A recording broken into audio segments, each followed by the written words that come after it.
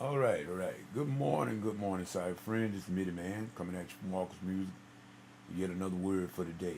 Saturday morning edition, and we want to give God all the praise, glory, honor for life, health, and strength. And we thank Him, and we thank Him for each and every one of you, cyber friends. You know who you are. I just want to say, this is early Saturday morning, and one of the rare mornings that we have just about the entire day. We don't have too much to do today, but we supposed to have a rehearsal today with my third Sunday church, Pleasant Grove AME. And like I say, we supposed to have rehearsal. It's not written in stone, but nevertheless, I just want to share a few things with everybody this morning. It's something that I have noticed, and when I get up, and I rise early. I'm an early riser, and in my morning devotion and trying to get myself in tune with the Heavenly Father.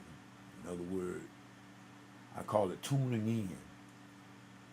Frequency. I would change my frequency for my thoughts, my thought life, and even our mind is very, very particular, very, very complex. Because even in your sleep, your mind is yet at work, and sometimes during your sleep, there are things that are coming in your head from way back, things that has not even happened. I don't understand the mind. Neither do you. But they're saying that we have to get our frequency. We have to get back tuned in. I say once our conscious mind get back in tune, when we awake and we rise in that early morning, I feel like that should be the first thing we should do is check in with the master. But at any rate, in doing these things on a daily basis, um, I've often checked the headlines, um, MSN.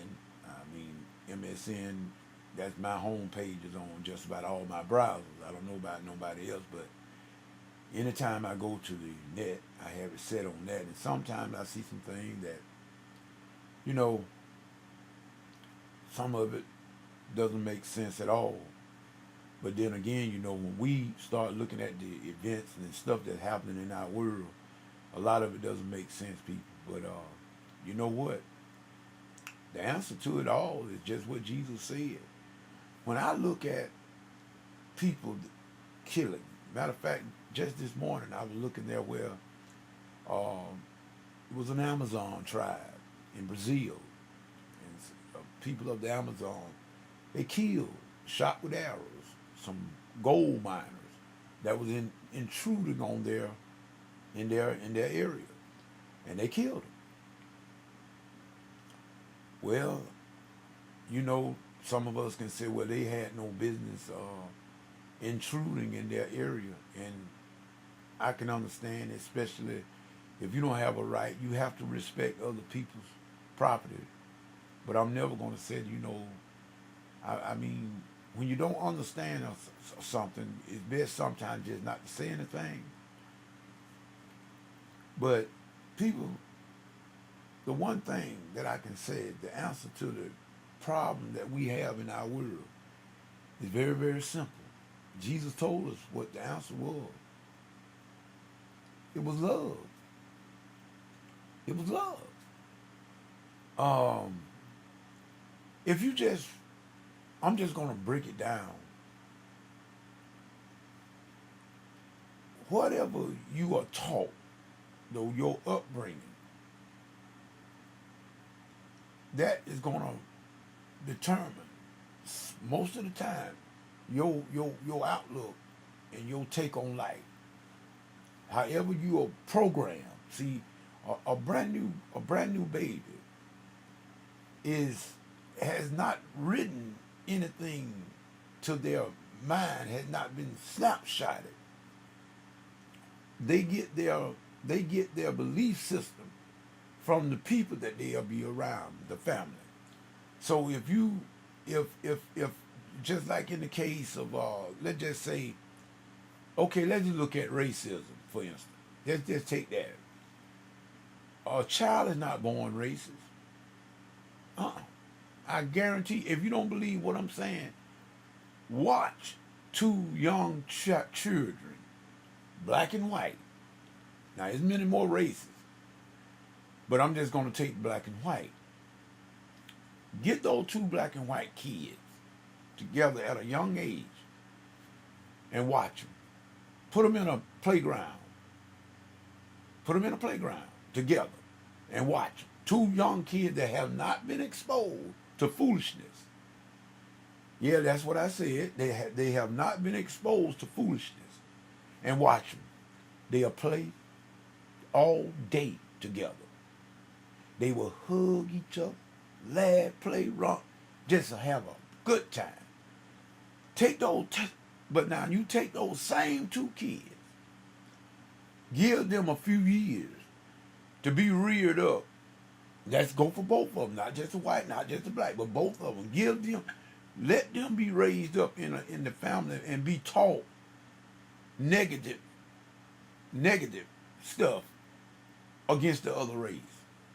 You take the black child and just teach him all the stuff that, well, you don't need to trust the white man and this and that. Don't you stay over here and let them stay over there and all that kind of foolishness.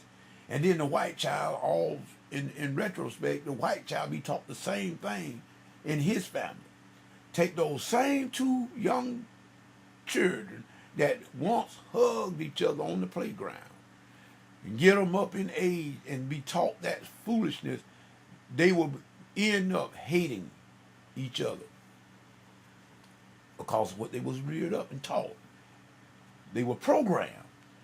So you see, racism and all the other stuff in it, not just racism, all other stuff is taught. It is implanted over time. Going to church. Let's go into church. Most of the time, the church is the most segregated place on a Sunday. That is the most segregated place that we have, and that's where it should not be. Over here, I got to say this.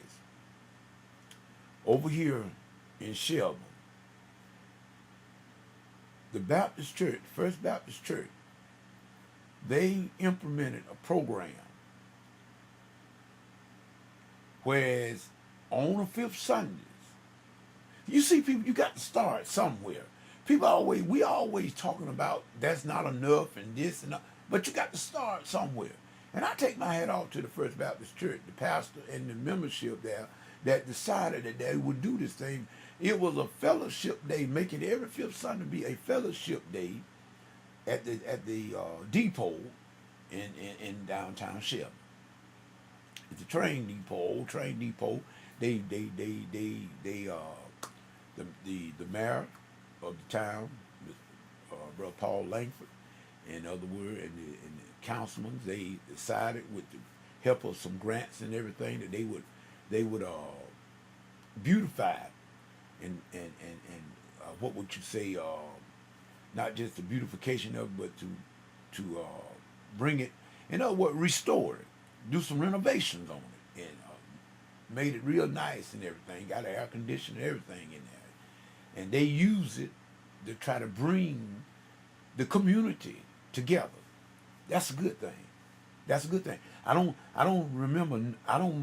know of not another church in the area that have done that.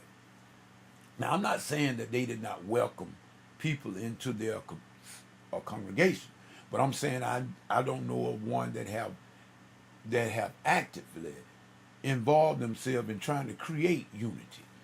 But the First Baptist Church did that, and I want to say I congratulate the pastor there, which his name is, I think, is Bruce Pittman, and all of the deacons and the leaders there at First Baptist Church. The chairman of the deacon board being Brother Bryson Langford. And I take my hat off to them, and I've been able to go down there at least twice. And I'm so actively involved being a minister of music myself, and I'm always ripping. But nevertheless, I'm saying all of that to say this. The answer to the problem that we have all over the place, it is the lack, well, I should say, the problem is the lack of love. But the answer is that we will get and do love each other as we will love your own self. That's what Jesus said. Do unto others as you would have them do unto you. Now, let's get to our own. How can you love somebody else when you don't even love yourself? Okay, it said one that doesn't take care of his own is worse than an infidel. That's what the Bible tells us. Well, let's go to our local church again. You got people in the supposed to be brothers and sisters, supposed to be on the same accord, but yet and still we got people in our churches, in our own little fold, that think they are better than others in the same body. We got some that are overlooked people. They will step on your feet and not even speak to you. But yet and still, we all going to heaven. No, something wrong with that picture. In other words, what make you think that I don't love my mother just as well as you love yours? Huh? Come on, y'all. Just walk with me a little bit this morning. I'm going to tell you like it is. What make you think that your family is better than another family in that same setting? We in the same church. We should be on the same accord. But yet, nevertheless, we can walk inside of the church and walk past one family and don't even speak, don't even greet them, and go over there right next to and greet another. Wait a minute, something wrong with that picture. Something wrong with that picture. But yet and still we say that we know the Lord. We know Jesus and the pardon of our sins, and we are walking steadfastly with the Lord Jesus Christ. People, come on, don't fool yourself now. Come on, really. Go back to it the way we were reared up. You see, there's nothing wrong with you having a little pride, self-pride about yourself. In other words, but don't get to the place to where you think that you are better than another person. Don't ever get there, because you're fooling yourself. Jesus said, for as much as you've done it unto the least of these, my brethren. See, in other words, now what Jesus was speaking of then, when he was talking to the old Pharisees and everything, he was talking about the Jewish nation. But now we are all brothers. We are grafted into the family. If you are a believer, then you are my brother and sister. So how can I disrespect you and at the same time call myself a brother? No, it's not possible. Jesus said you're lying, the truth ain't in you. How can you love God, whom you have not seen, and you walk past me, who you see every day, and hate me? You're a lie. The Bible says you're a lie, and the truth ain't in you. And guess what? That is the absolute truth. You know, some of us, just because we pay a little tithe in the church, and we pay a little money, we donated the money to get the pews. Then we think that everything belongs to us. Inside, no, you don't run nothing. The church is an organization. It's an organism. It's not ran by me just because I might put a few dollars here and there. It's not ran by you for the same token. But we all must come together into the unity of the faith. And then we can come together and do like Jesus said, and love ye one another. We can get over this mess.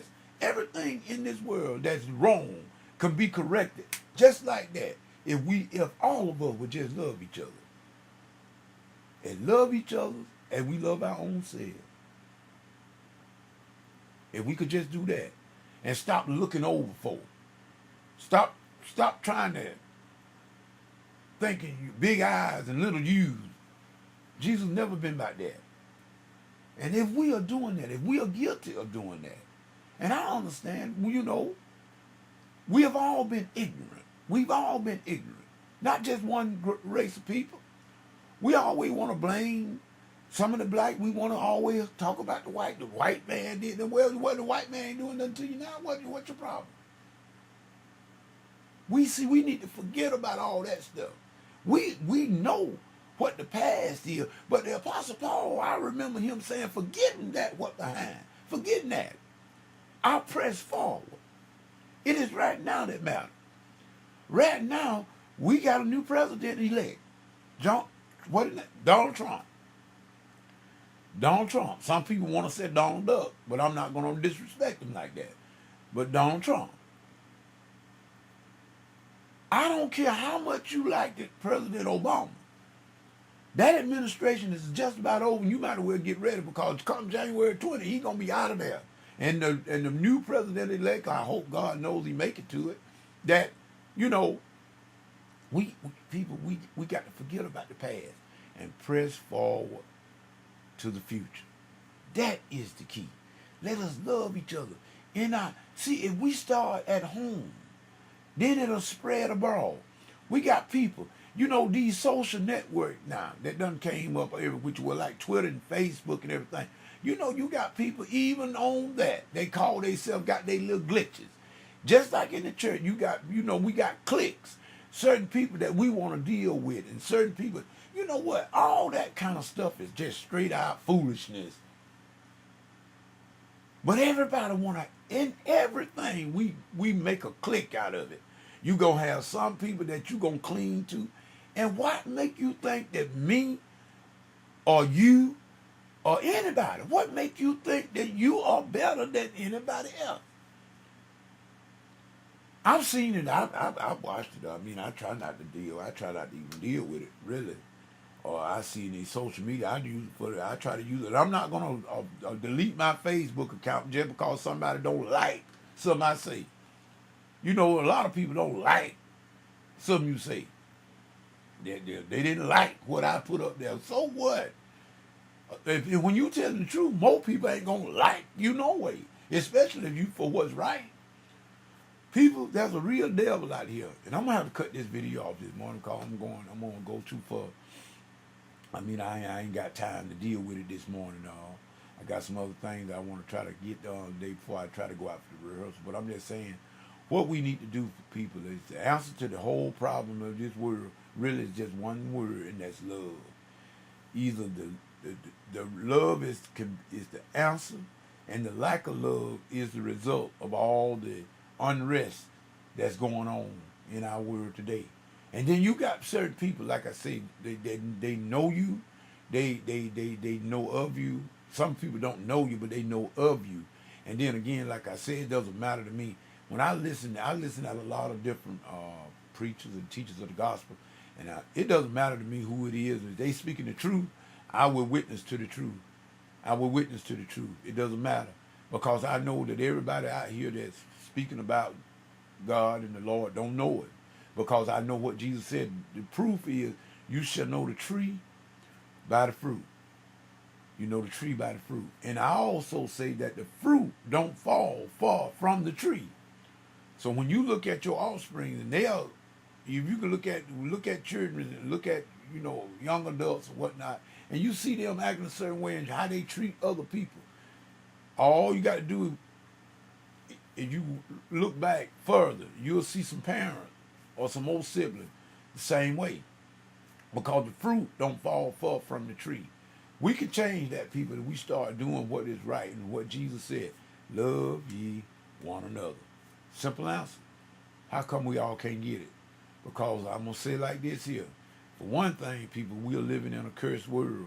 And regardless of what we try to do, Satan is always busy. And you know what?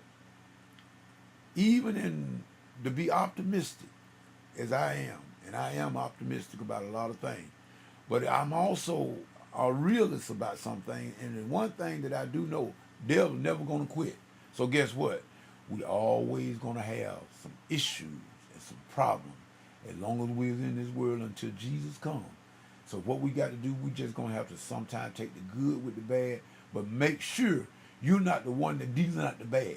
Do good to all men, especially those of the household of faith.